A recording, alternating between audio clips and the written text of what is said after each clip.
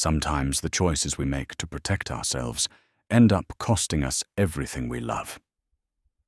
For 63-year-old Bren Thorne, that choice meant walking away from her son 27 years ago and never looking back.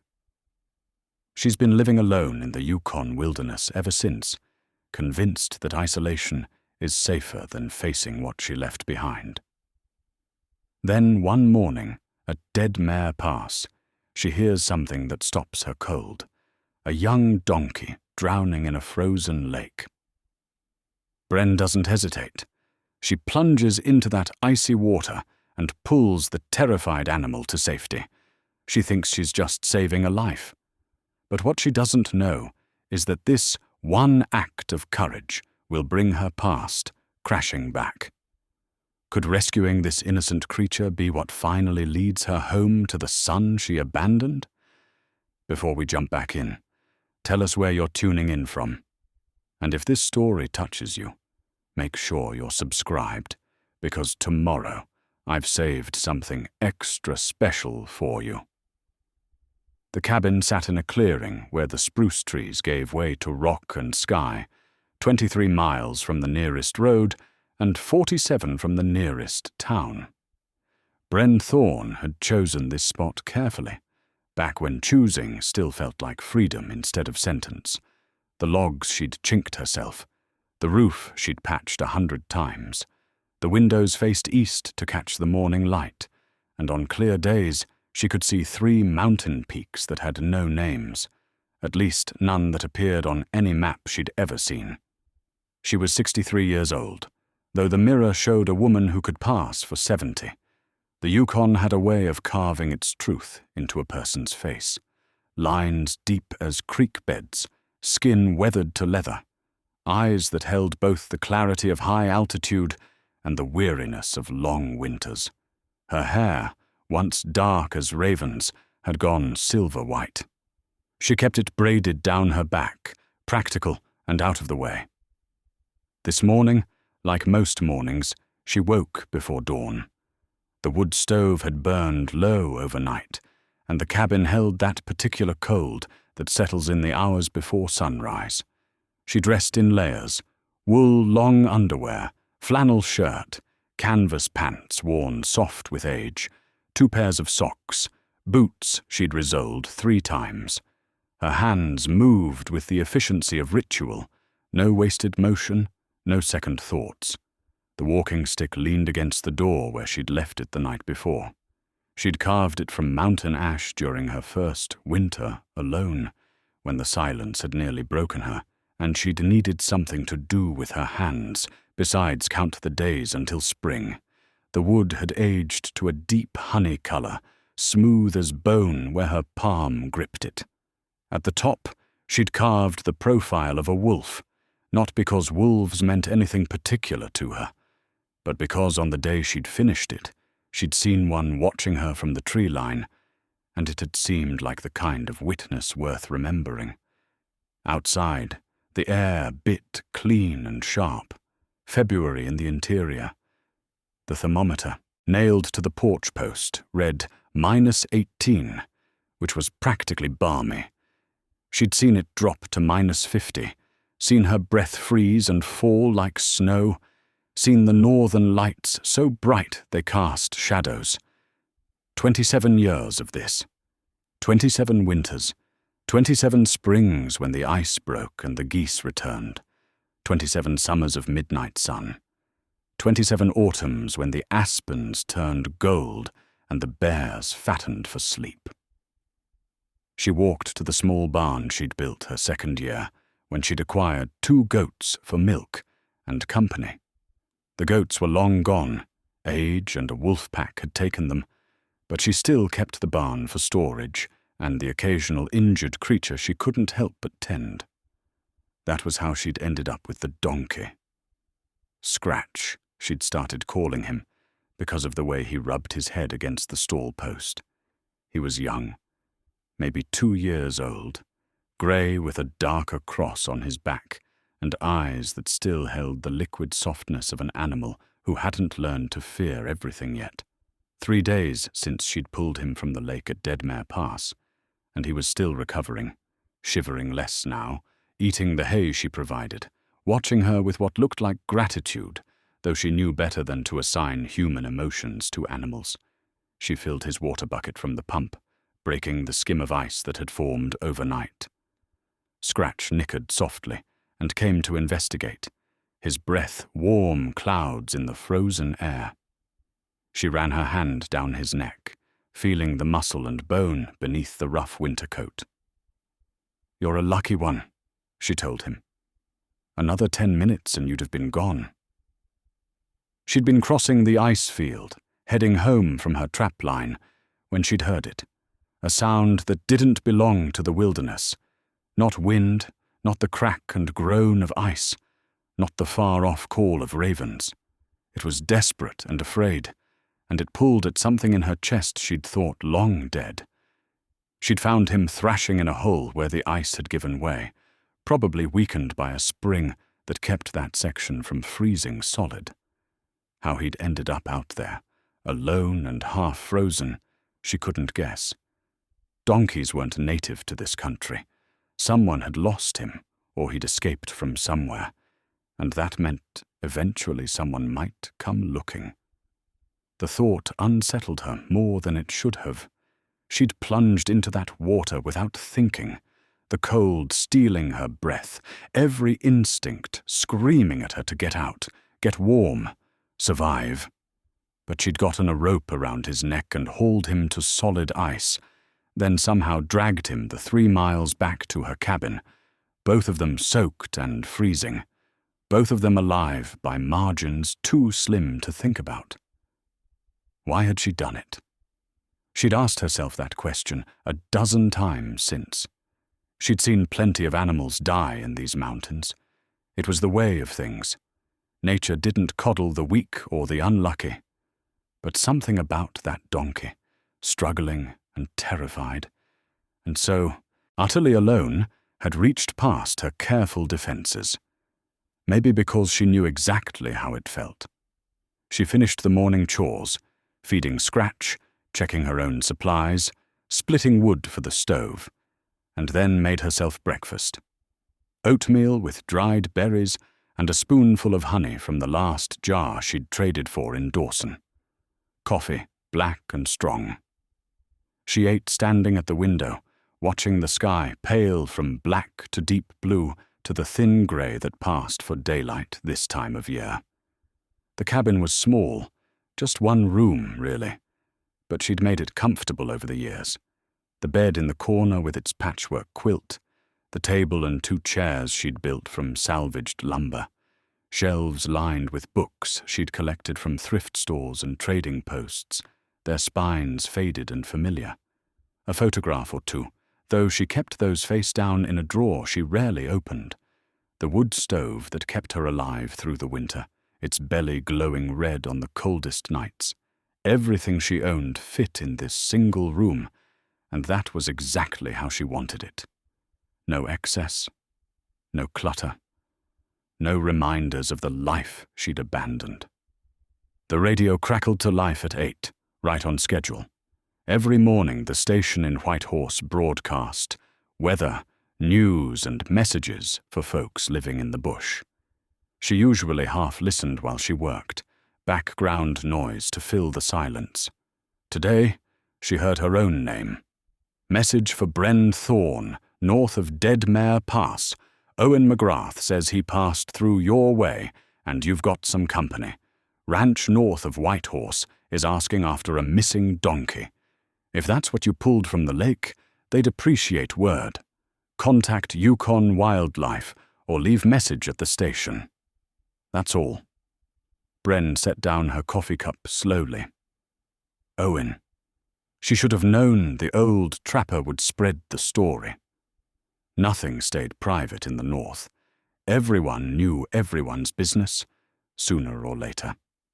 Owen had come through 2 days ago, selling furs in Dawson before heading back to his trapline. He'd seen Scratch in the barn, asked his questions with that careful politeness northerners used when they knew better than to pry too hard. She'd told him what happened, and he'd nodded like it made perfect sense, then gone on his way. Apparently, he'd gone straight to town and started talking. A ranch north of Whitehorse.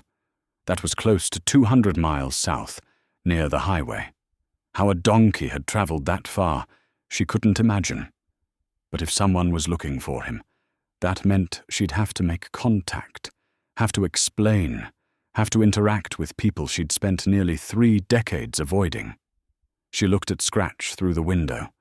He was nosing through the hay, looking stronger already. His ears pricked forward when he saw her watching, and he took a step toward the barn door like he expected her to come back out. "You're more trouble than you're worth," she muttered. But even as she said it, she knew she wouldn't turn him over easily. Not yet. Maybe not ever.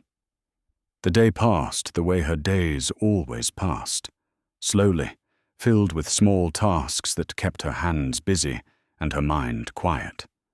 She repaired a snowshoe binding, her fingers working the rawhide lacing through the wooden frame.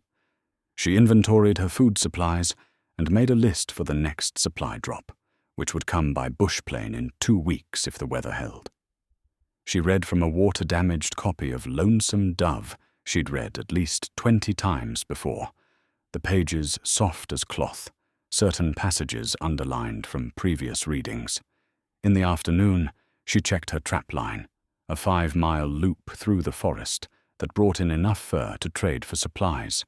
She didn't trap for sport or excess, just enough to get by. Today she found one marten, its dark fur glossy and thick. She reset the trap and brought the carcass back to the cabin to skin and stretch. It was work that required concentration, and she was grateful for it. Anything to keep her mind from circling back to that radio message. When the light began to fail, she lit the kerosene lamps and made dinner.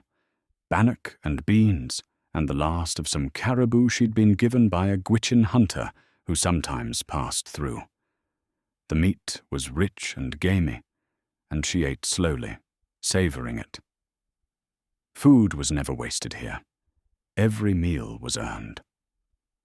After dark, she stood on the porch and looked at the stars.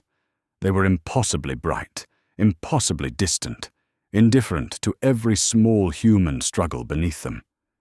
She'd spent so many nights looking at these same stars, measuring her life in seasons and silence, telling herself she'd made the right choice. She'd left Vancouver 27 years ago with nothing but a backpack and a broken heart. She'd left behind a marriage that had nearly killed her, a man whose love had curdled into something vicious and dangerous, and a son she'd believed would be better off without her. Tyler. Even thinking his name hurt.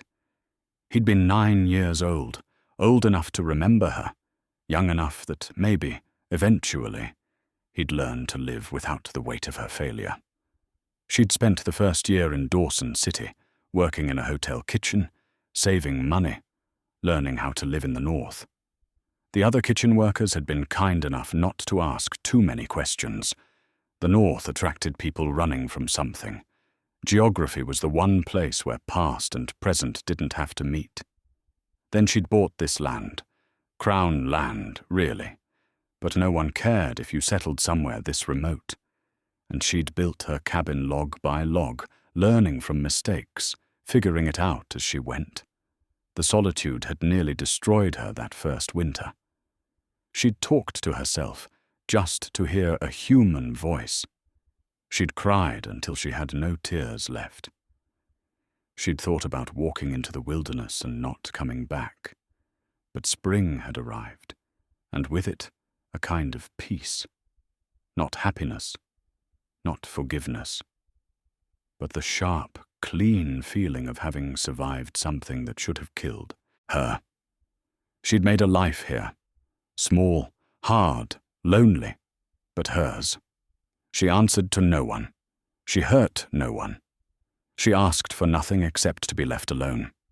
The few people she encountered, trappers, hunters, the occasional hiker who'd wandered too far off trail, seemed to understand that she preferred her solitude. They were respectful, brief in their visits, and they never asked about her past. And now a donkey with soft eyes and a cross on his back was threatening to undo it all. She went back inside and bolted the door, though there was no real danger out here beyond the usual threats of weather and wildlife. The bolt was habit, a remnant from another life when locked doors mattered. She stoked the fire, banked it for the night, and climbed into bed still fully dressed except for her boots. The cold would wake her twice before morning to add more wood to the stove. Before she blew out the lamp, she opened the drawer in the small table beside her bed. Inside, beneath a packet of letters she'd never mailed and a few other keepsakes, was a photograph. She hadn't looked at it in over a year, maybe longer. But tonight, with that radio message still echoing in her mind, she couldn't help herself. The photograph showed a younger version of herself, maybe 35, standing in front of a modest house in Vancouver. Beside her stood a boy with dark hair and serious eyes, maybe 8 or 9 years old. Tyler, her son. He was looking at the camera with the uncertain half-smile of a child who'd been told to smile, but wasn't sure why. Her arm was around his shoulders, but even in the photograph you could see the tension in her posture, the way she held herself like someone expecting to be struck. She studied Tyler's face, trying to imagine what he looked like now. He'd be 36, a grown man with a life she knew nothing about. Did he remember her? Did he hate her? Had he built a good life without her, the way she'd hoped he would? The questions were pointless. She'd never know the answers. She'd made her choice 27 years ago, and there was no going back from that kind of abandonment. She slipped the photograph back into the drawer and blew out the lamp. In the darkness, she listened to the wind move through the spruce trees and the distant crack of ice on some frozen creek. These were the sounds that had become her companions, these and the silence between them. Tomorrow she'd have to decide what to do about the donkey. Tomorrow she'd have to figure out how to respond to that message without opening doors she'd spent decades keeping closed. But tonight, she just lay in the dark and let herself remember a little boy's face and the weight of a choice that had defined the second half of her life. The letter arrived 6 days later with the supply drop. The pilot, a laconic man named Ray, who'd been flying into the bush for 30 years, handed it to her, along with the boxes of flour, coffee, and other staples she'd ordered. "Someone's real interested in that donkey," he said, nodding toward the barn where Scratch stood, watching the plane with alert curiosity. Bren took the letter without comment, her stomach tight. Ray helped her unload the supplies, accepted the cash she handed him, and was back in the air within 20 minutes. The sound of the engine faded, and the silence returned. She stood in the snow holding the envelope, not wanting to open it. The return address read, Northern Lights Ranch, Whitehorse, YT, in neat handwriting. No name, just the ranch. Inside the cabin, she set it on the table and stared at it while she made coffee. She put away the supplies. She added wood to the stove. Finally, when the shadows were lengthening, she sat down and opened it. The letter was handwritten on good paper, but it was the signature at the bottom that stopped her heart. T. Thorne. Thorne. Her hands shook as she read. Dear Miss Thorne, I hope this letter finds you well. My name is Tyler Thorne, and I own Northern Lights Ranch outside Whitehorse. I believe you may have rescued one of our donkeys from Dead Mare Pass, a young grey male, about 2 years old. He escaped during transport 3 weeks ago, and we've been searching ever since. I can't tell you how grateful I am that you found him and saved his life. I'd like to come collect him when the weather permits, probably in the next 2 weeks. I'll bring compensation for your trouble. I've also enclosed a photograph so you can confirm this is the right animal. Again, Thank you for your kindness. It means more than you know. Sincerely, T. Thorne. The photograph slipped into her lap. It showed Scratch standing in a paddock beside a wooden fence. But it was the person in the photograph that made her breath catch. A man, maybe mid-30s, lean and dark-haired, smiling at the camera with one hand on the donkey's neck. Even in the small photograph, even across 27 yaws, she recognized something in the shape of his face, the set of his shoulders. Tyler. Her Tyler. But Thorne was a common enough name. It could be coincidence. Except it wasn't. She felt it in her bones, in the way her hands trembled, in the sick certainty that settled in her chest. She'd spent 27 years running from her past, and now her past had written her a polite letter about a donkey. Bren stood abruptly. She paced the cabin, mind racing. This couldn't be happening. The odds were impossible. How could Tyler be here, in the Yukon, owning a ranch, looking for a donkey that she'd happened to pull from a frozen lake? Unless it wasn't coincidence at all. What if he'd been looking for her? What if he'd known where she was, and the donkey was just an excuse? But that was paranoid. How could he know where she was? She'd been careful. She'd left no trail, no forwarding address.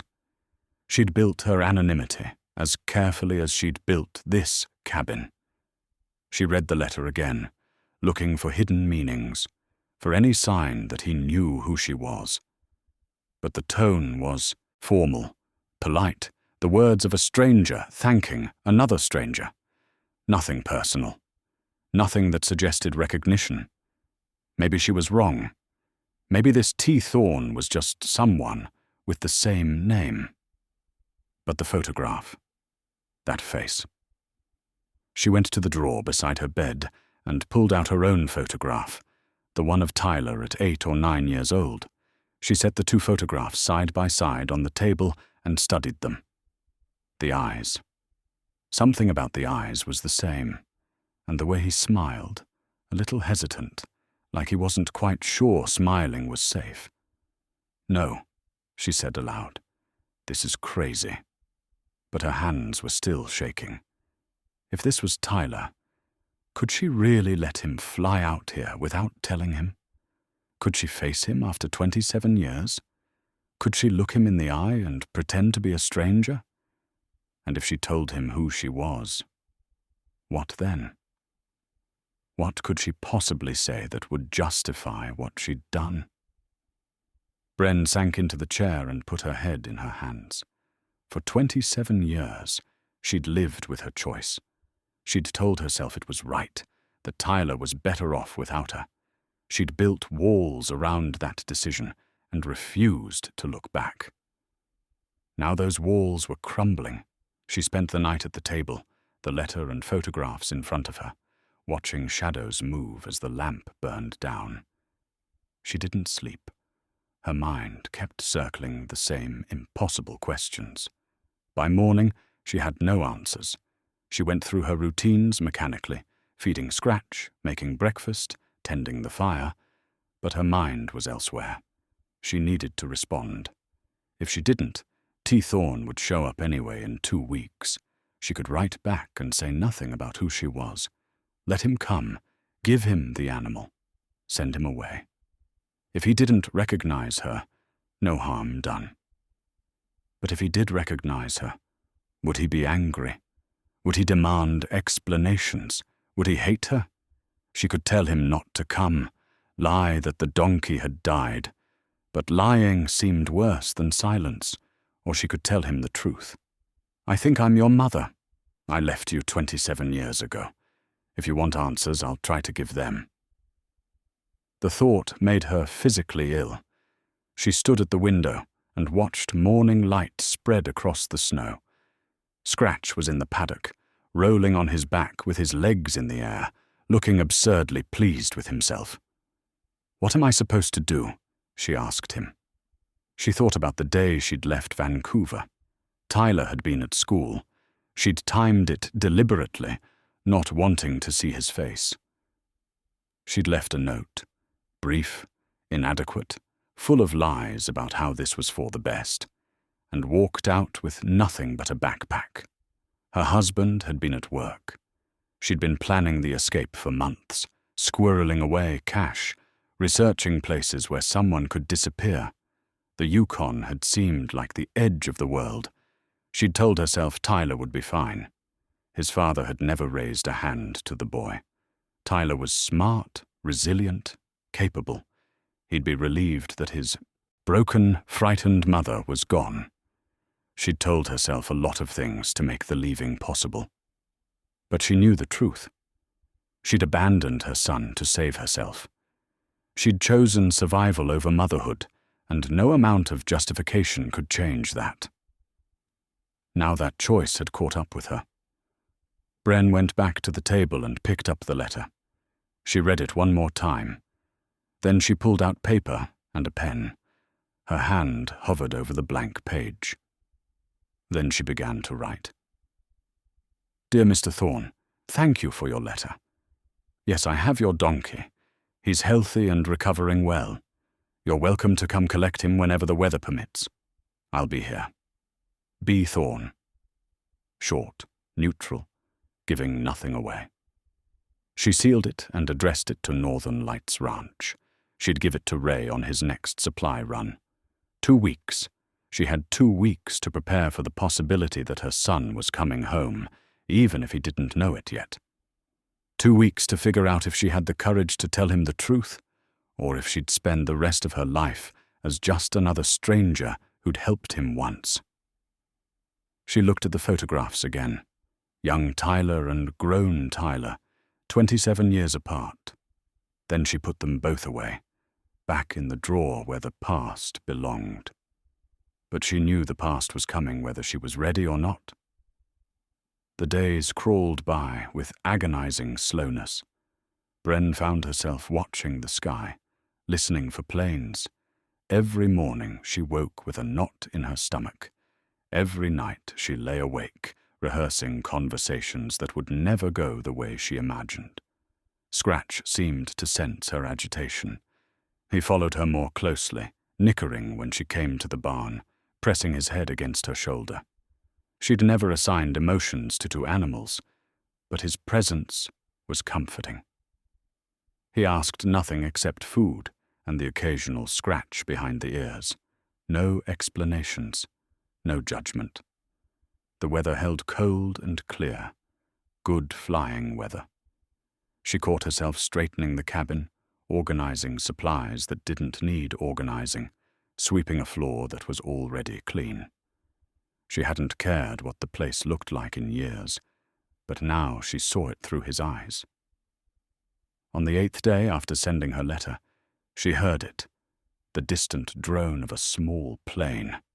Her heart hammered. She set down the axe and wiped her hands on her pants, immediately feeling foolish. The plane circled once, then descended. A Cessna 185, white with blue trim.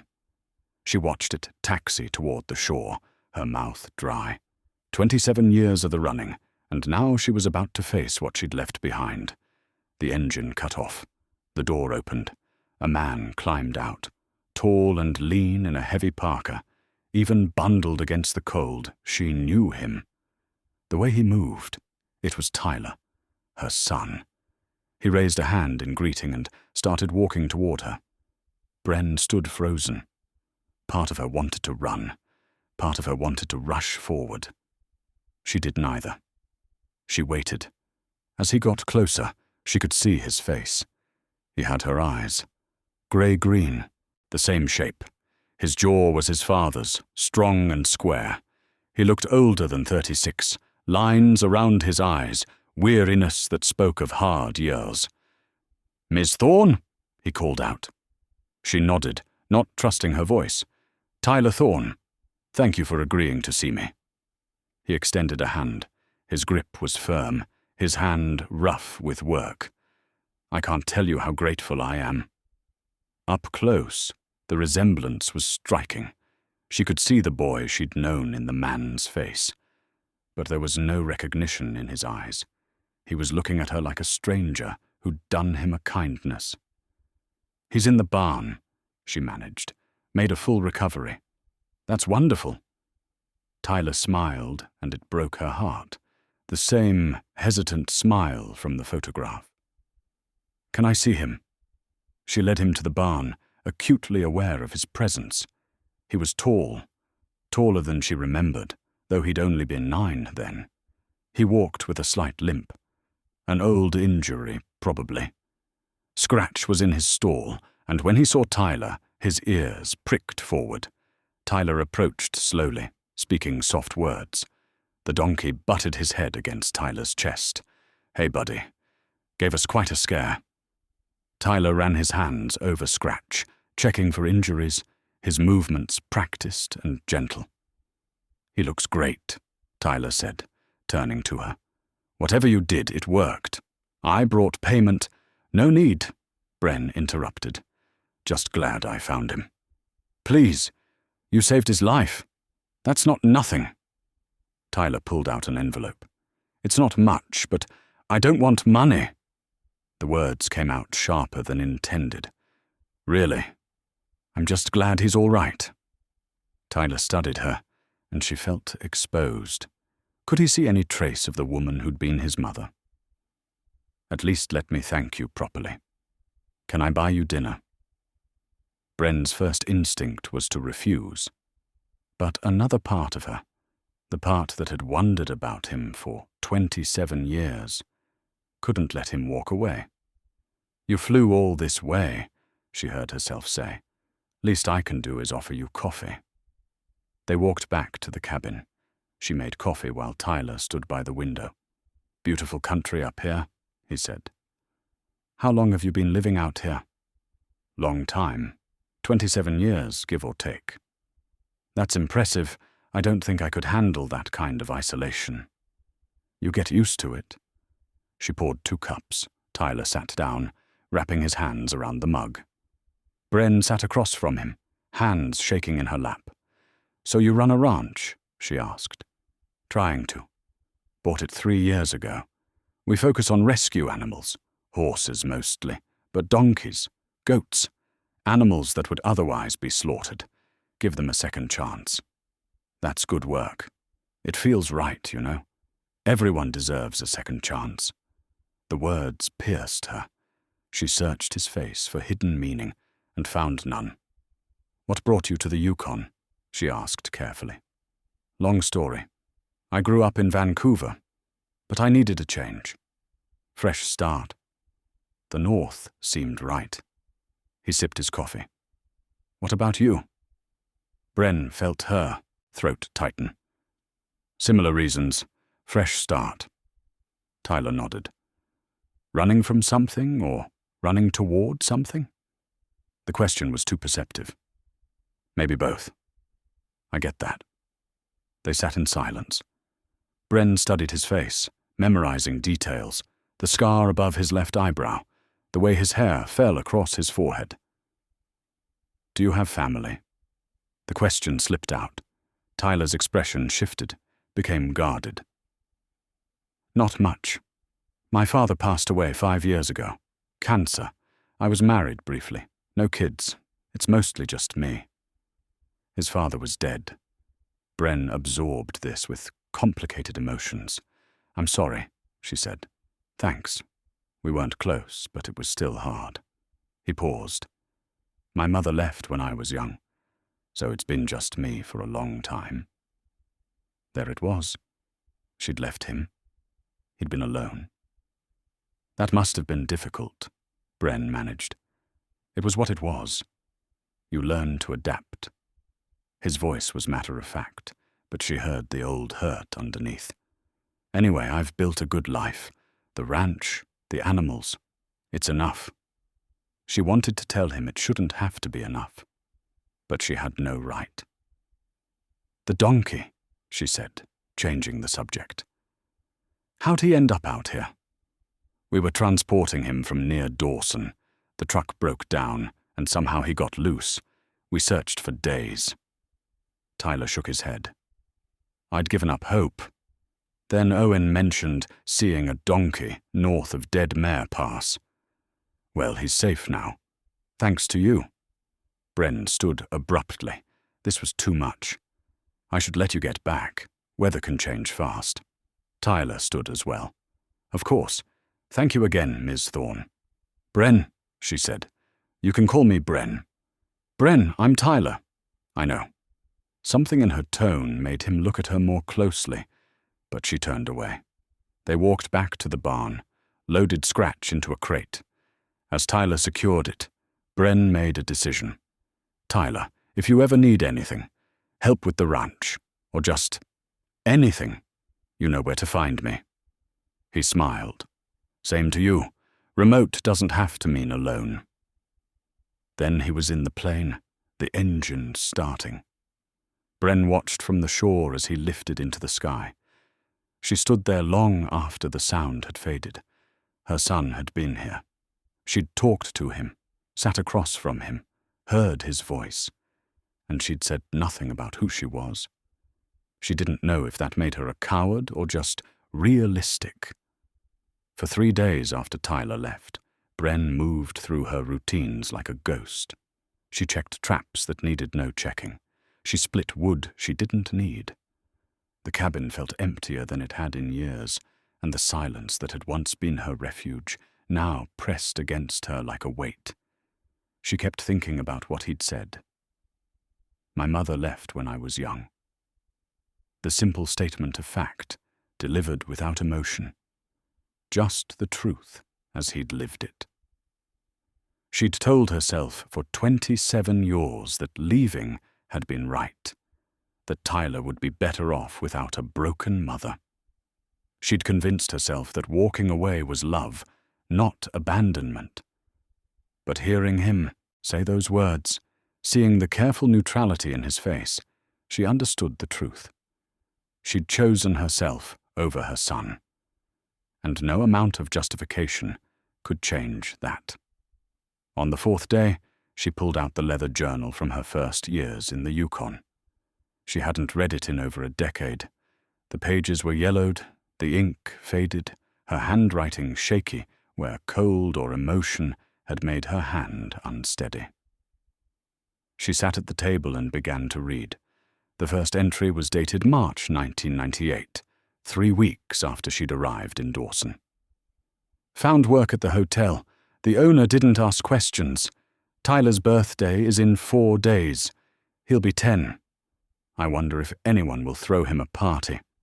I wonder if he'll ask about me. The words cut deeper than expected. She'd forgotten how raw everything had been. She flipped through the pages. April. Saved enough for supplies. Going north. Find land. Build something. June. Bought the land. 73 acres of nothing but trees and mountains and silence. October. First snow. Cabin's not finished. Sleeping in a tent. Praying I don't freeze. December. Her first winter alone. Haven't spoken to another human in 6 weeks. The silence is getting to me. I talk to myself now. Full conversations. Tyler would be 11 next month. I wonder what he looks like. I wonder if he remembers my voice. She closed the journal. The woman in those pages was someone she barely recognized. Desperate, afraid, running. But underneath was grief. Raw grief for the child she'd left behind. She'd buried that grief under years of silence, told herself it was better not to think about it. But it had never gone away. Just waiting. That night, she dreamed of Tyler as a child. They were in the Vancouver house. Tyler was 6 or 7 doing homework. She was helping him with math, her hand guiding his. He looked up and smiled, trusting, and she felt such love it hurt.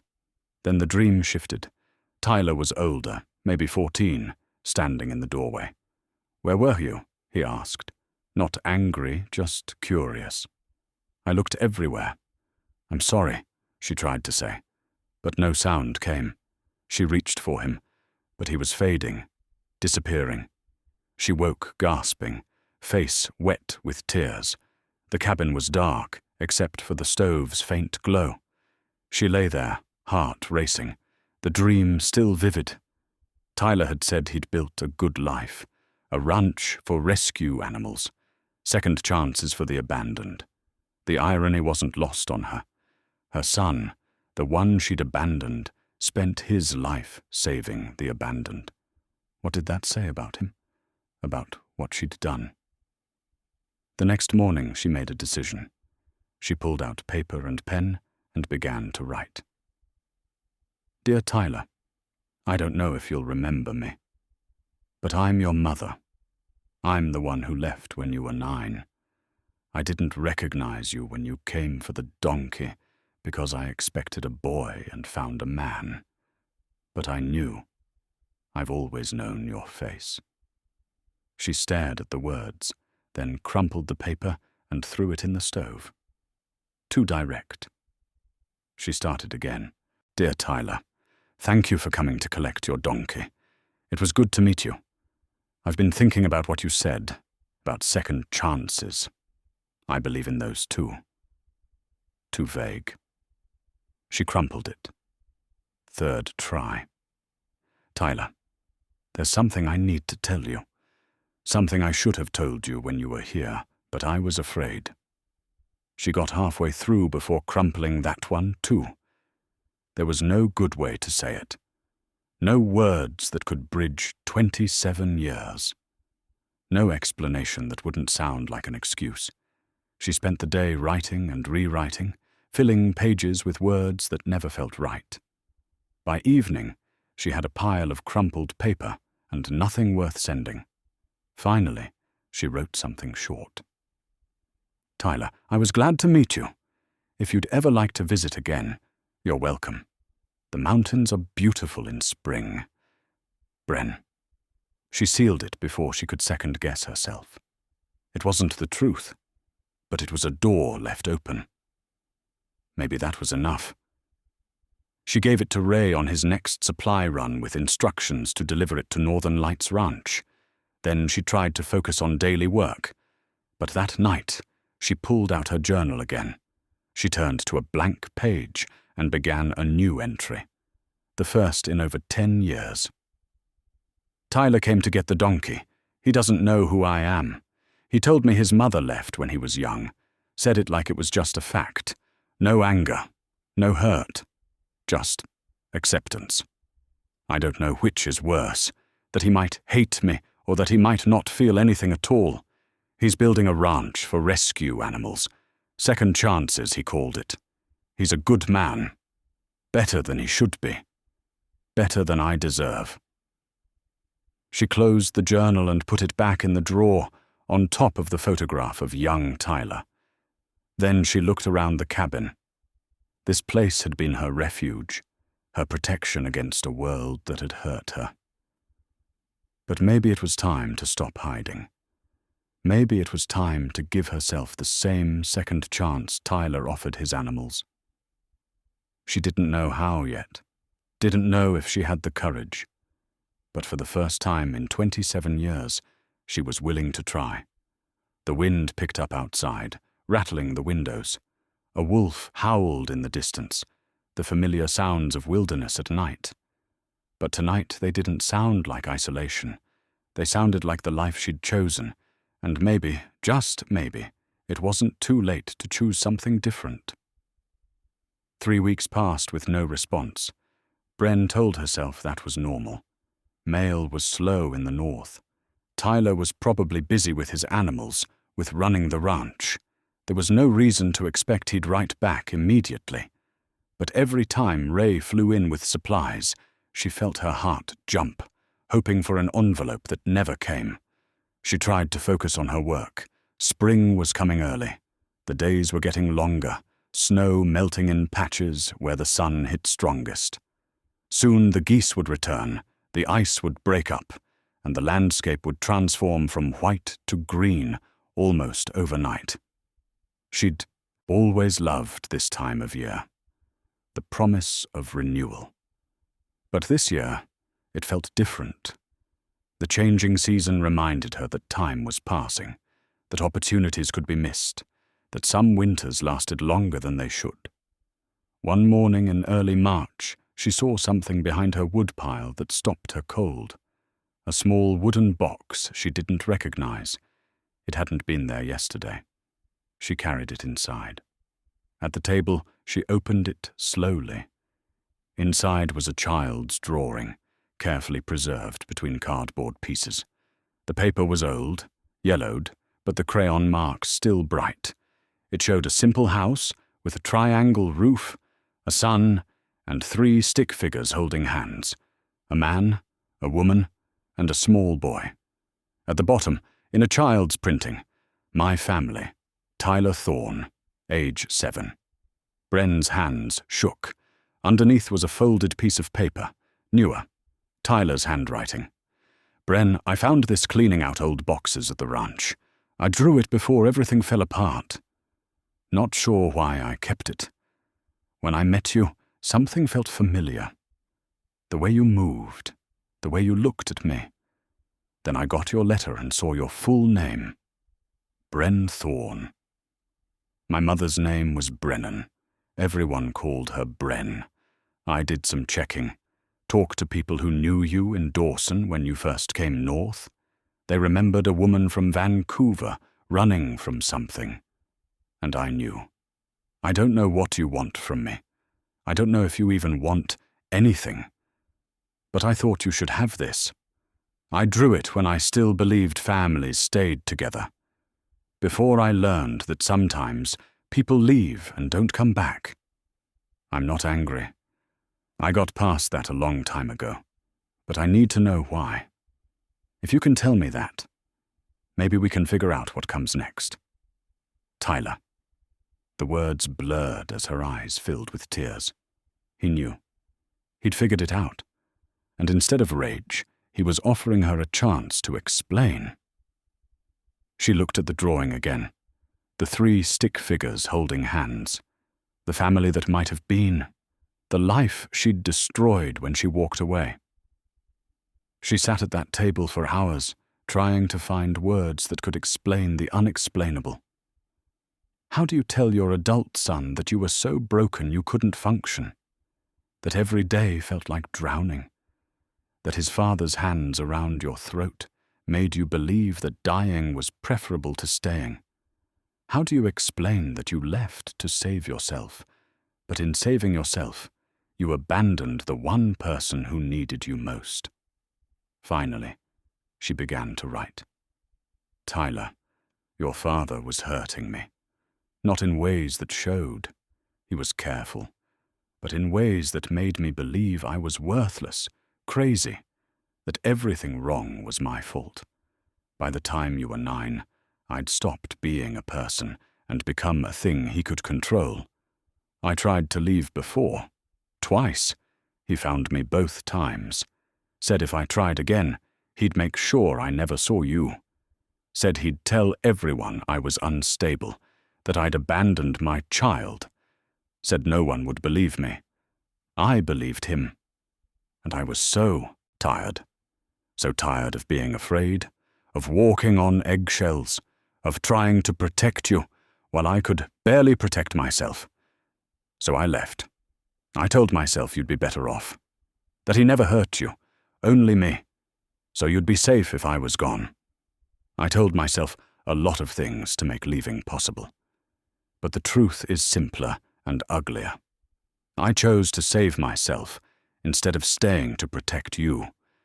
I chose my survival over your childhood. I'm not asking for forgiveness. I don't deserve that. But you asked why, and that's why. I was a coward.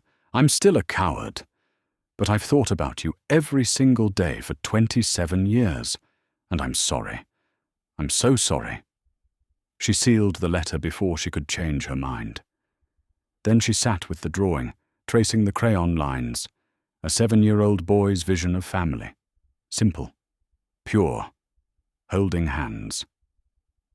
That night, she couldn't sleep. She kept thinking about Tyler reading her letter, learning the truth about his father, about her. Would he understand, or would knowing make it worse?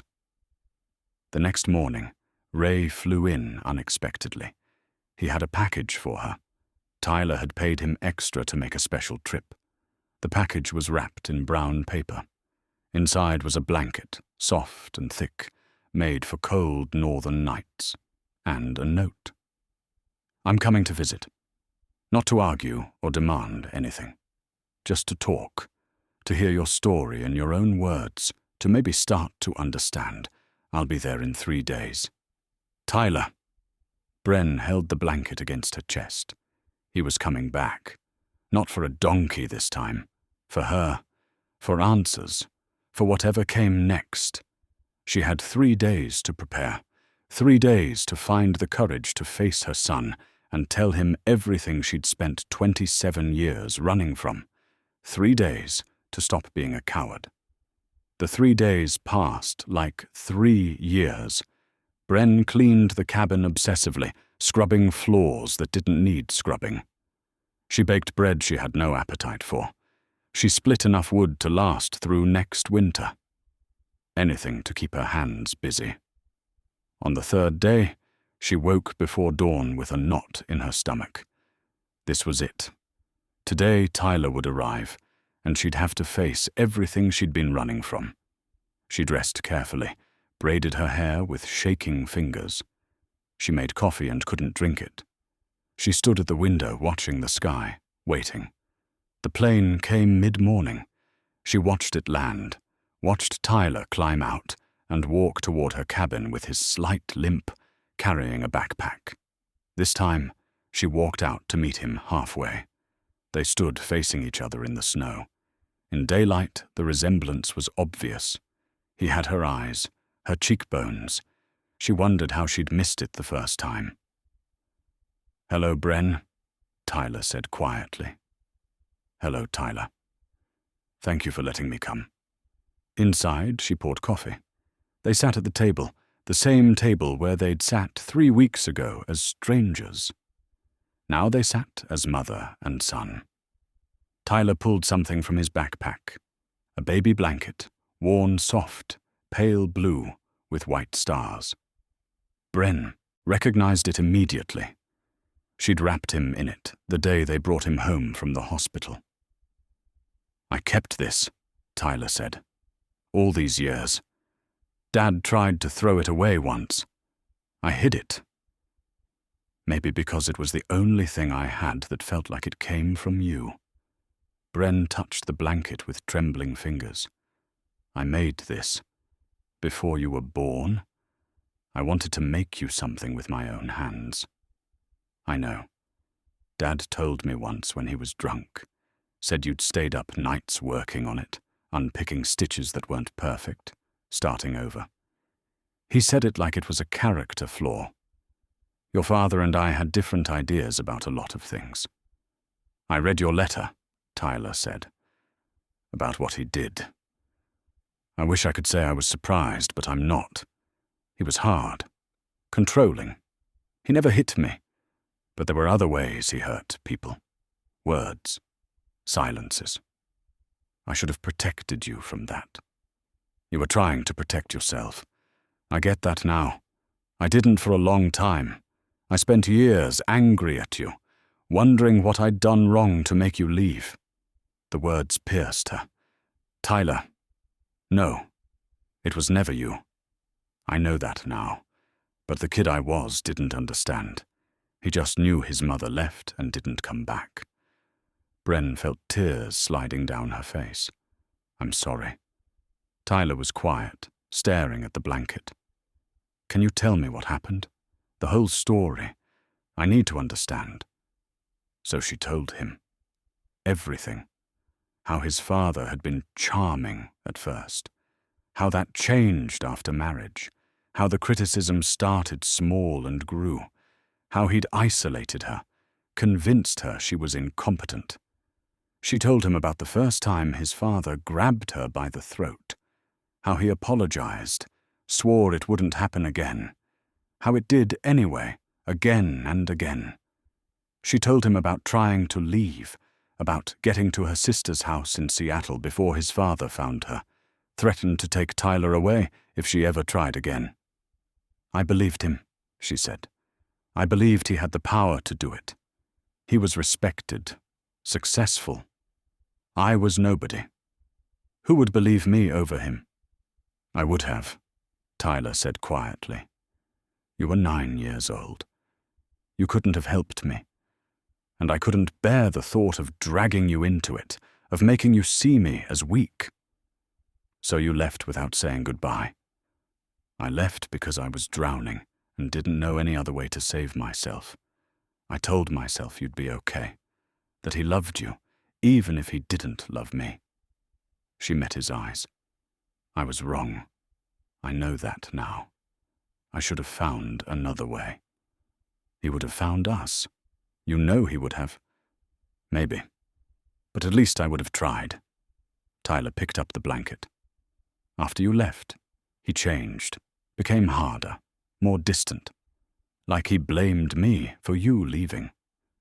I spent my teenage years trying to be perfect, trying to be enough. It never worked. He died angry and alone. I'm sorry you went through that. I'm sorry I wasn't there. I'm sorry too. For both of us. Tyler looked at her directly. I didn't come here for apologies. I came because I need to know if it's too late. Too late for what? To be family. To know each other. To maybe build something from the wreckage. Bren felt her breath catch. You want that? After everything? I want to try. I don't know what it looks like, but I'm tired of being alone. I'm tired of the wall I've built. And when I met you, when I didn't know who you were, I liked you. I thought you were kind, brave. Finding out you're my mother doesn't change that. It just makes it more complicated. I don't deserve this. I don't deserve your forgiveness. Maybe not. But I'm not offering it for you. I'm offering it for me. Because holding on to anger doesn't help me. Tyler leaned forward. I have questions, a lot of them, about why you never reached out, even years later, about what your life has been like, and I want honest answers. I'll answer anything you want to know. Good, because I'm not leaving for a few days. I brought supplies. I want to stay here, spend time with you, really talk. Can you handle that? Bren nodded, tears streaming. Yes, I can handle that. Tyler reached across the table and took her hand. His grip was strong, warm, real. Then let's start from here, he said. Let's see what we can build. Tyler stayed for 5 days. 5 days that felt both impossibly long and heartbreakingly short. They talked through the long northern twilight, conversations moving from painful to tender, to ordinary and back again. He helped her with chores, splitting wood, hauling water, checking the trap line. She taught him things she'd learned from the land, and he told her stories about the ranch. On the 3rd night, they sat outside wrapped in blankets, watching the northern lights ripple across the sky in sheets of green and violet. Tyler had been quiet, just watching the lights. Finally, he spoke. There's something I need to tell you, something I didn't mention before because I didn't know how. Bren felt her stomach tighten. What is it? Tyler pulled up his sleeve and showed her a medical alert bracelet on his wrist. She couldn't read it in the dim light. I'm sick, he said quietly. Cancer. Stage 4. Pancreatic. They caught it late because the symptoms were vague. By the time they diagnosed it, it had already spread. The world seemed to tilt. Bren gripped the arms of her chair. What are the doctors saying? 6 months. Maybe a year if treatment works, but the odds aren't good. They've offered chemo, but it would only buy me a little time, and the quality of life wouldn't be great. He looked at her, his face calm in the green glow of the aurora. I've decided not to do treatment. I'd rather have 6 good months than a year of being sick and miserable. Tyler. The word came out as a sob. I know, I'm sorry. I didn't want to tell you like this, but you deserve to know the truth. How long have you known? 4 months. I've been dealing with it, trying to get my affairs in order.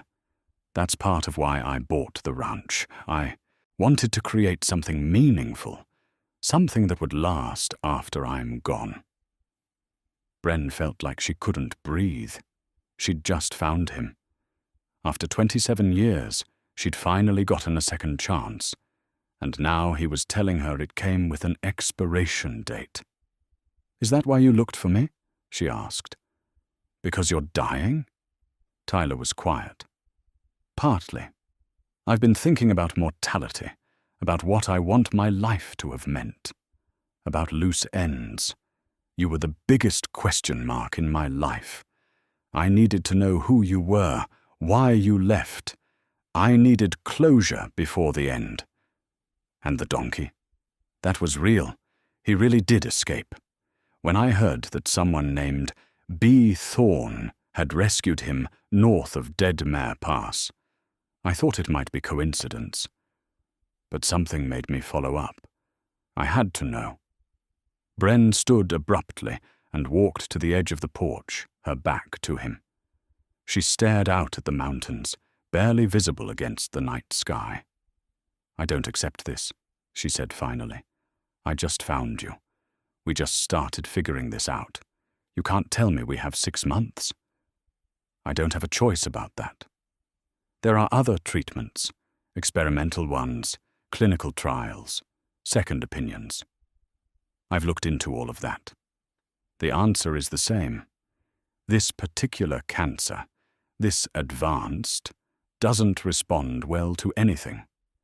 I can fight it and be miserable, or I can accept it and make the most of the time I have left." "You're just giving up." "No." Tyler stood and walked over to her. "I'm choosing how I want to spend my final months. I'm choosing quality over quantity. I'm choosing to finish the ranch, to spend time with people who matter, to make peace with my past. That's not giving up. That's taking control of the only thing I can control." Bren turned to face him. In the strange light of the aurora, he looked both older and younger. The man he'd become and the boy he'd been, somehow visible at the same time. "I wasted 27 years, she said. 27 years I could have known you.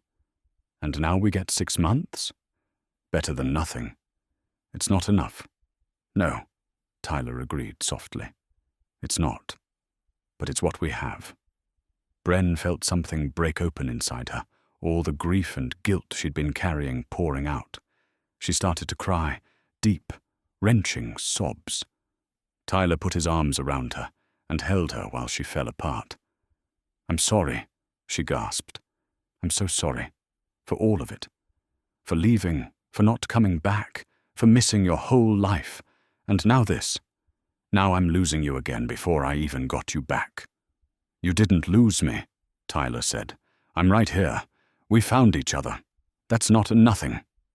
They stood there on the porch for a long time, holding each other while the aurora painted the sky and the wilderness breathed around them. When Bren finally pulled away, she felt emptied out, but also lighter, like the tears had washed away something that needed washing. "What do you need?" she asked. "From me. However much time we have. What do you need?" Tyler thought about it. "I need you to help me finish what I started with the ranch. I need help setting up systems so it can continue after I'm gone. And I need," he paused, "I need to know what it's like to have a mother. Even if it's just for a few months. I need that experience." "Yes," Bren said immediately. "Yes. Whatever you need." "There's more." Tyler reached into his pocket and pulled out a folded document. "I've been thinking about this for a while. I'd like you to be part of the ranch. Not just help out, but actually own it with me. Continue the work after I'm gone." He handed her the document. It was a land deed, partially filled out, with space for her name. "I can't accept this," Bren said. "It's too much. It's not about deserving. It's about family. It's about taking something broken and making it whole again. The ranch is my legacy. I want you to be part of that legacy." Bren looked at the deed, then at her son's face. He meant it. He was offering her not just forgiveness, but inclusion. Not just reconciliation, but partnership. "On one condition," she said. "You move up here, to the cabin. Let me take care of you. However much time you have, let's spend it together." Tyler smiled. "I was hoping you'd say that." They went back inside, and Bren made tea while Tyler talked about his plans for the ranch, the sanctuary for rescue animals, the volunteers he'd been training, the funding he'd secured. It would survive him, he said. It would continue giving second chances to creatures that deserved them. Just like his mother had gotten a second chance. Neither of them said it, but they both understood. Before he left the next morning to fly back and make arrangements, Tyler gave her the baby blanket. "Keep this here," he said. "When I come back in 2 weeks, I want to see it on the bed. I want to know it's here, in the place where we're starting over." Bren took the blanket and pressed it to her chest. "I'll be here, waiting. I know you will." After he left, Bren stood on the shore, watching the plane disappear.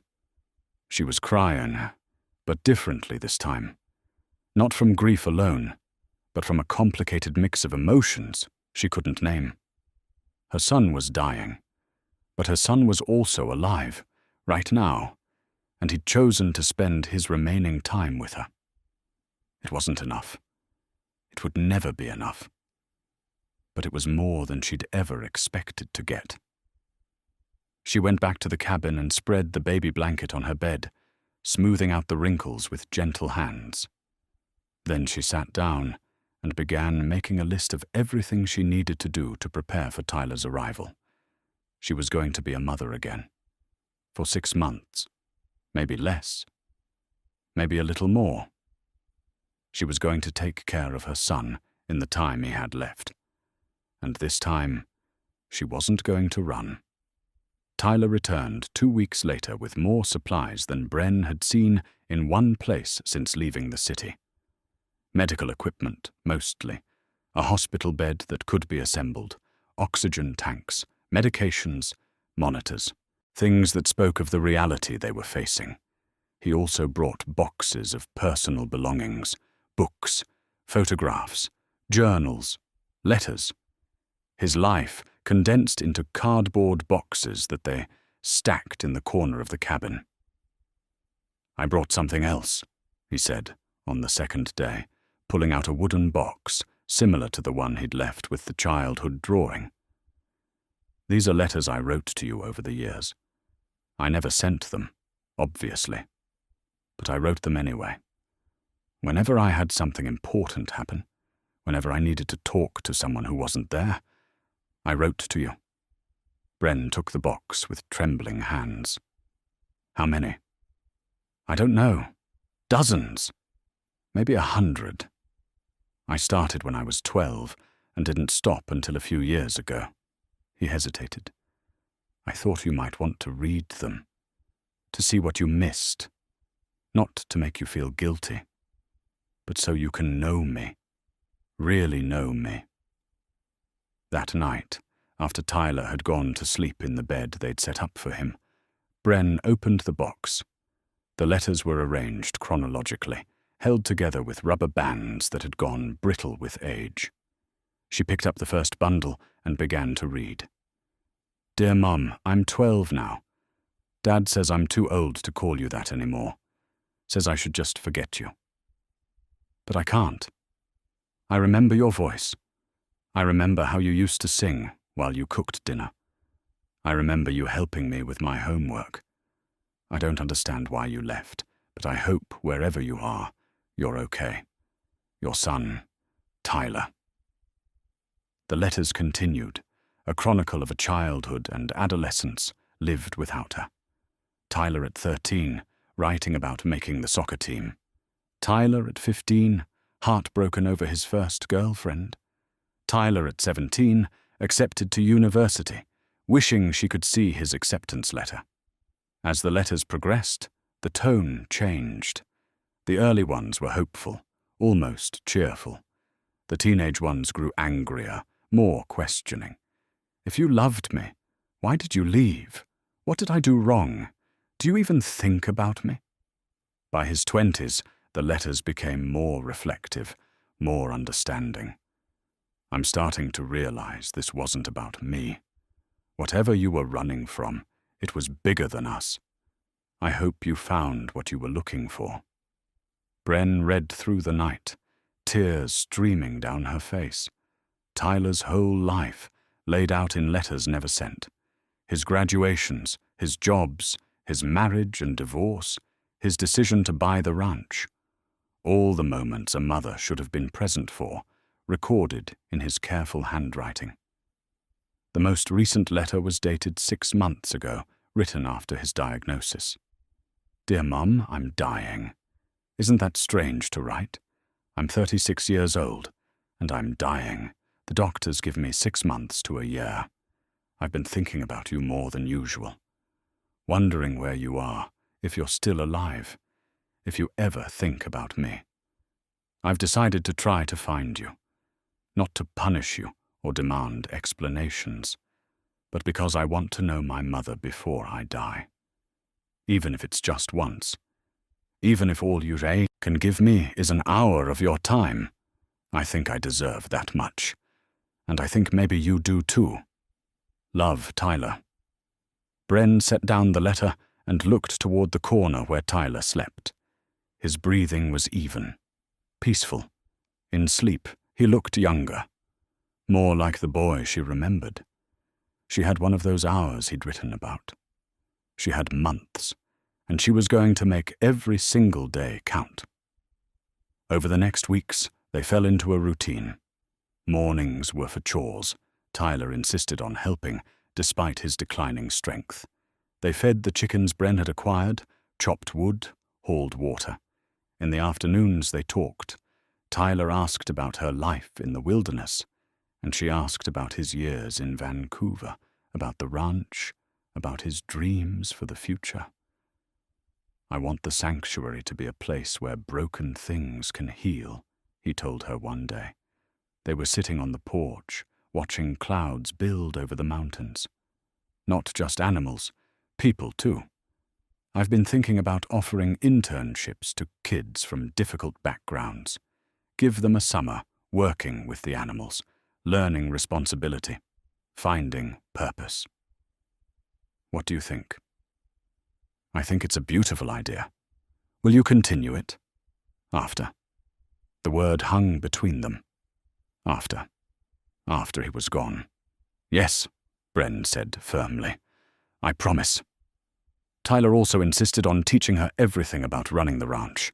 He had detailed notebooks, feeding schedules, medical records, contact information for veterinarians and volunteers. He went through each one with her, explaining, answering questions, making sure she understood. You're going to be great at this, he said. You're good with living things. Always have been, I think. You just needed the right circumstances to show it. One evening, Bren started working on a quilt. She'd never been much of a seamstress, but she wanted to make something for Tyler, something that would keep him warm as the illness progressed. She gathered scraps of fabric, pieces from her own worn clothes, from Tyler's shirts, from the baby blanket she couldn't bear to cut up, so she used fabric that matched its colors. She stitched them together slowly, learning as she went. Tyler watched her work with a soft smile. What are you making? A quilt. For you. To keep you warm. That's a lot of work. You're worth it. As May turned to June, Tyler grew weaker. The weight fell off him despite Bren's best efforts to keep him eating. He needed more rest, more medication, more help with basic tasks. But his mind stayed sharp, and his spirits remained surprisingly high. "I don't feel cheated," he told her one day when she asked how he was really doing. "I've had a good life. I've done meaningful work, and I got to know my mother. That's more than I expected." "I feel cheated," Bren admitted. "I feel like we just started, and already we're running out of time." "Then let's make the most of what we have left." They started a new tradition. Every evening they'd sit outside and watch the sunset. Not that the sun actually set this time of year, just dipped close to the horizon before rising again. Tyler would tell her a story from his life, something she'd missed, and she would tell him about her years in the wilderness.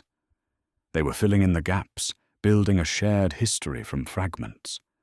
One night, Tyler asked her to sing. "I remember you singing when I was little. I can't remember the songs, but I remember your voice." Bren's throat tightened. "I haven't sung in 27 years. Please?" So she sang, old lullabies, half-remembered and rusty, her voice cracking with disuse and emotion.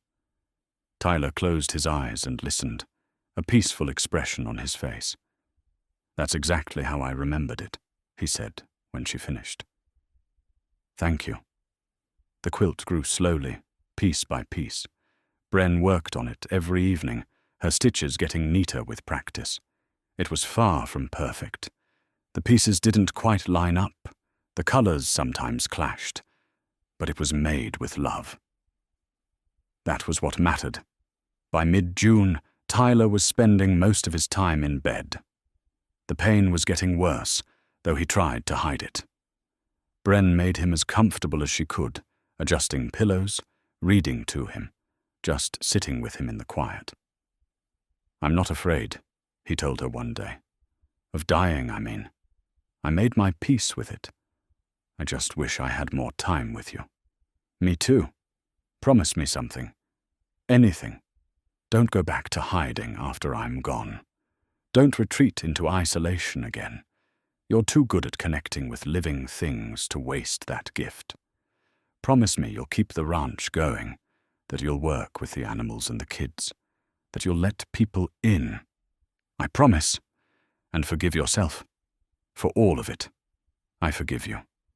Now you need to forgive yourself." Bren nodded, unable to speak past the lump in her throat. That night, she finished the quilt. It wasn't large, just big enough to cover Tyler in his bed, but it was complete. She draped it over him while he slept, tucking it around his thin frame. In the morning, he woke and saw it, ran his hands over the patchwork of fabrics. "It's perfect," he said. "Thank you." "You're welcome." They sat together that day, not talking much, just being present. The northern summer light filled the cabin, bright and endless. Outside, the world was green and alive, humming with possibility. Inside, time was running out. But they had this moment. They had each other. And for now, that was enough. July arrived with warm winds and wildflowers blooming across the alpine meadows.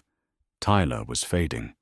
Bren could see it in his eyes, in the way he struggled for breath, in the pauses between his words that grew longer each day.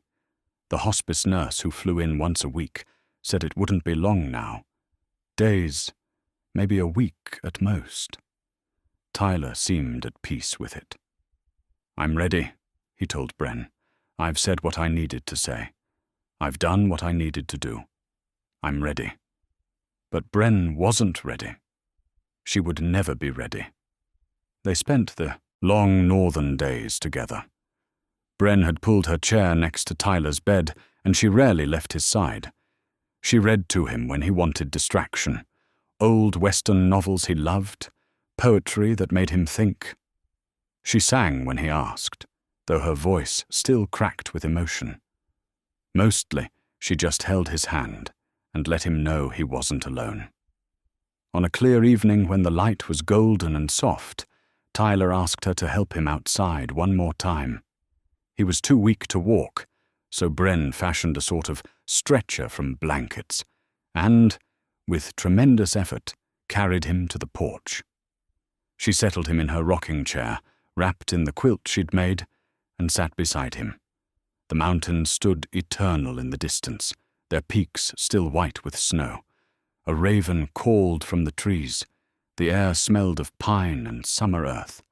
"It's beautiful," Tyler said, his voice barely above a whisper.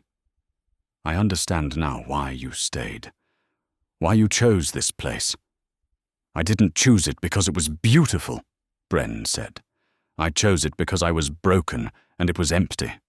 But it healed me anyway, over time. Places can do that. The ranch did that for me." They sat in silence, watching the sky begin its slow transition toward the twilight that passed for night.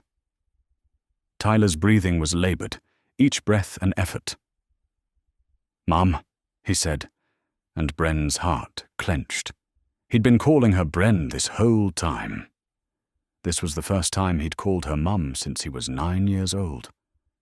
"I need you to know something." "What is it?" "I'm glad it was you. Who found the donkey? Who pulled him from the lake? I'm glad the universe, or fate, or whatever, conspired to bring us back together. I wouldn't change it. Even though it means dying up here, far from everything. Especially because of that. This is where you are. This is where we had the time we had. I wouldn't trade it for anything." Bren felt tears sliding down her face. "I love you. I never stopped loving you. Not for one single day in 27 years. I know. I think I always knew, even when I was angry. Even when I told myself I didn't care." Tyler reached for her hand, his grip weak. "I love you too, Mom. I forgive you, for all of it. And I need you to forgive yourself. I'll try. Promise me. I promise." Tyler closed his eyes, a small smile on his face. "Tell me about the day I was born. I've never heard that story." So Bren told him, about the long labor, about how scared she'd been, about the moment they'd placed him in her arms, and she'd looked into his eyes and felt a love so fierce it terrified her, about how she'd counted his fingers and toes, marveled at his tiny fingernails, promised him she'd always protect him. "I broke that promise," she said softly. "But I meant it when I made it." "You kept it in the end," Tyler said. "You protected me from the woman you were then, broken and desperate and afraid. You gave me the chance to grow up without that weight. Maybe that was its own kind of protection." Bren wasn't sure she believed that, but she appreciated him saying it. They stayed outside until Tyler started shivering, despite the quilt and the warm evening. Bren carried him back inside, settled him in bed, made sure he was comfortable. "Stay with me?" he asked. "Always." She pulled her chair close and took his hand again. Tyler's eyes drifted closed and his breathing slowed to a gentle rhythm. Bren sat vigil through the night, watching him sleep, memorizing his face. Her son, her beautiful, generous, forgiving son. She'd had him for 9 years at the beginning of his life and 3 months at the end. It wasn't enough. It would never be enough. But it was what they had, and she was grateful for every second. Tyler lived for 3 more days. 3 days where he drifted in and out of consciousness, where pain medication kept him comfortable but distant. Bren never left his side. She talked to him even when she wasn't sure he could hear, telling him stories, sharing memories, making promises about the ranch and the work she'd continue. On the 3rd night, under a sky painted with northern lights more brilliant than any Bren had seen in years, Tyler opened his eyes one last time. He looked at her with perfect clarity, the fog of medication lifting for just a moment. "Thank you," he said clearly, "for giving me a second chance, for giving us both one." "Thank you for finding me," Bren whispered, "for saving me the way I saved that donkey, for pulling me back to life." Tyler smiled. Then his eyes drifted closed, his breathing slowed, and in the small hours of the morning, with Bren holding his hand and the northern lights dancing outside the window, he quietly slipped away. Bren sat with him for a long time after, still holding his hand, still talking to him, not quite ready to let go. The cabin was silent except for the ticking of the old clock on the shelf and the whisper of wind through the trees outside. Finally, as dawn began to lighten the sky, she stood. She leaned down and kissed his forehead, brushed the hair back from his face one last time. "Rest now," she whispered. "You're free." She buried him 3 days later on a hill overlooking the cabin, a spot where you could see the mountains and the lake and the vast expanse of wilderness that had been her refuge. Ray flew in to help, along with the hospice nurse and 2 volunteers from the ranch who'd driven up. They said words over the grave. Tyler had left instructions, simple and direct. He wanted no fuss, no long eulogies, just acknowledgement that he'd been here, that his life had mattered. Bren stood at the grave after the others had gone, looking at the simple wooden cross she'd carved with Tyler's name and dates. 36 years. Such a short time. But he'd packed so much into those years. Love, work, forgiveness, purpose. "I'll keep my promises," she told him. "The ranch, the animals, the kids, all of it. You built something beautiful, and I'll make sure it continues." The wind carried her words away. That night, alone in the cabin that felt impossibly empty, Bren wrapped herself in the quilt she'd made for Tyler. It still smelled like him, medicine and soap and something essentially Tyler. She'd never wash it, she decided. She'd keep it exactly as it was. She pulled out the letters he'd written over the years, the ones she hadn't finished reading, and continued where she'd left off. Reading them felt like having a conversation with him, hearing his voice in the words he'd written years ago. One letter, written when he was 34, caught her attention. "Dear Mum, I've been thinking about second chances lately, about how we give them to animals at the ranch, but sometimes forget to give them to people. We all make mistakes. We all do things we regret. But maybe the measure of a person isn't whether they fail, but whether they find the courage to try again. I hope you got a second chance, wherever you are. I hope you found peace. And I hope someday I'll be brave enough to find you and give us both one more chance. Love, Tyler." Bren closed the letter and held it to her chest. He'd found that courage. He'd given them both that chance. And even though it had ended with his death, even though she was alone again in this cabin in the wilderness, something fundamental had changed. She wasn't the same woman who'd fled Vancouver 27 years ago. She wasn't even the same woman who'd pulled a drowning donkey from a frozen lake 6 months ago. She'd been transformed by her son's forgiveness, by his love, by the brief, bright flame of family rekindled. Tyler had asked her to forgive herself. That was the hardest promise to keep. But sitting there in the quiet, wrapped in the quilt, holding the letters, she thought maybe she could try.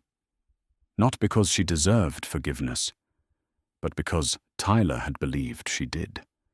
And honoring that belief felt like the least she could do. Outside, the summer night stretched on, bright and endless. The wilderness that had held her for so long felt different now. Not a hiding place anymore, but a home. A place where broken things could heal, where second chances were possible, where love could survive even the longest winters. Autumn arrived early that year, the aspens turning gold by mid-August. Bren spent the weeks after Tyler's death preparing for what came next. She flew to Whitehorse and met with the ranch volunteers, the lawyers, the people who'd worked with Tyler to build the sanctuary. They were good people, committed to Tyler's vision. They welcomed Bren as the continuation of something Tyler had started, the co-owner of the ranch, the keeper of his legacy. She brought Scratch back to her cabin. The donkey had been at the ranch after Tyler's first visit, but Bren arranged for his return. He seemed happy to be back, settling into the barn like he'd never left. "You started all this," she told him one morning, scratching behind his ears. "You brought my son back to me." By September, Bren had developed a routine splitting her time between the cabin and the ranch. 2 weeks in the wilderness, then 2 weeks at the ranch working with the animals and staff. It was more human contact than she'd had in decades, and it exhausted her at first. But gradually, she began to appreciate it. The conversations, the shared purpose, the feeling of being part of something larger. True to Tyler's vision, they started taking in teenage interns that fall. Kids from difficult backgrounds, foster care, troubled homes. They came suspicious and guarded, but the animals broke through their defenses. Bren watched them gentle abused horses, bottle feed orphaned calves, learn responsibility through caring for creatures more vulnerable than themselves. She saw Tyler in each of them, the wounded child who needed saving, who needed someone to believe they deserved a second chance. One girl, maybe 16, angry and defensive, reminded Bren of herself. She'd come from a home where her father's violence had driven her mother away. "My mum left," the girl told Bren one day while mucking out stalls. "Just took off, didn't even say goodbye." "I'm sorry," Bren said quietly. "I hate her for it, for being so weak." Bren stopped working and looked at the girl. "Can I tell you something?" "Sure." "I left my son when he was 9 years old. I ran away because I was being hurt and didn't know how else to survive. I spent 27 years thinking I'd done the right thing." The girl stared at her. "What happened?" "He found me. 3 months before he died. He came looking for answers, and I finally had to face what I'd done. And you know what he told me? He said he forgave me. He said everyone deserves a second chance, even mothers who run away." Bren set down her pitchfork. "I'm not saying your mother made the right choice, but maybe people are more complicated than just strong or weak. Maybe sometimes they're just doing the best they can." The girl was quiet for a long time. "Did you forgive yourself?" "I'm trying to. My son asked me to. So I'm trying. That's something, I guess. Yeah, that's something." Winter came, and Bren found herself at the cabin for longer stretches. The snow piled deep, the temperature dropped, and the wilderness settled into its familiar quiet. But this time, the solitude felt different. It wasn't running anymore. It was just living. She'd hung the halter and lead from Scratch's rescue on a hook by the door, a reminder of the day that changed everything. Every time she saw it, she thought of Tyler, of the improbable series of events that had brought them back together. A donkey drowning in a frozen lake, a rescue that should have been impossible, a mother and son finding each other across 27 years of silence. It wasn't enough time. It would never have been enough. But it was what they'd had, and it had been precious. On Christmas Eve, Bren sat by the fire with a cup of tea and Tyler's baby blanket in her lap. She'd kept it after his death, unable to part with it. Outside, snow fell in thick flakes, and the northern lights flickered green across the sky. She thought about Tyler buried on the hill, about the ranch continuing his work, about the animals and kids finding healing in the sanctuary he'd built. She thought about the woman she'd been 27 years ago, broken, terrified, running, and the woman she was now. She'd never stop missing Tyler. never stop wishing for more time. But she was grateful for what they'd had, for his forgiveness, for his love, for the second chance he'd given her by simply looking for his mother. "Thank you," she whispered into the quiet, "for finding me, for saving me, for showing me that it's never too late to come home." The fire crackled, the snow fell, the wilderness held her, and Bren Thorne, 64 years old, finally at peace, finally forgiven, finally home, closed her eyes and let herself rest.